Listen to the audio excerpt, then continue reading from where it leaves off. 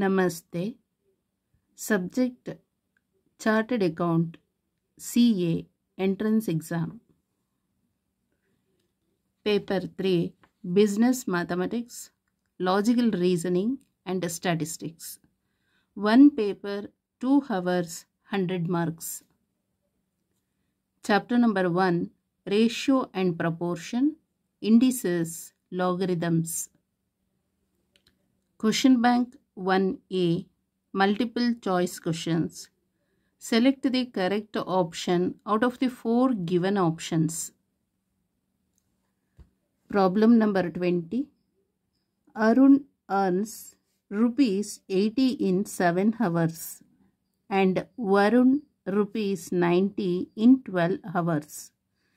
The ratio of their earnings is option A 32:21, option B 23:12, option C 8:9, option D none of these.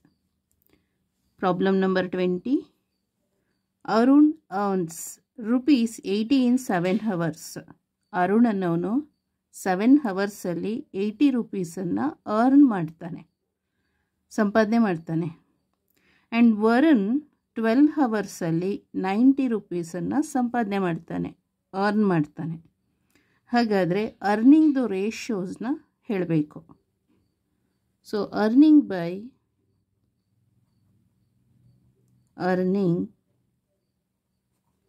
by Arun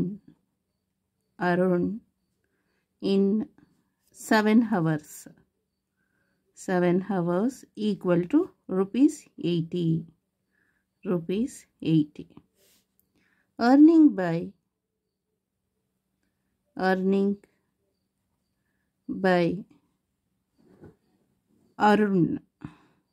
Arun in 1 hour. So 7 ಹವರಲ್ಲಿ 80 rupees earn ಮಾಡಿದ್ರೆ 1 ಹವರಿಗೆ ಎಷ್ಟು earn ಮಾಡ್ತಾನೆ ಅಂದರೆ rupees 80 divided by 7. Next earning by Varun in 12 hours equal to rupees 90. ಈಗ ಹಾಗಾದರೆ 12 ಹವರ್ಸಿಗೆ 90 rupees Varun earn ಮಾಡಿದ್ರೆ 1 ಹವರಿಗೆ ಎಷ್ಟು ಮಾಡ್ತಾನೆ? Earning by Varun in 1 hour equal to rupees 90 divided by 12.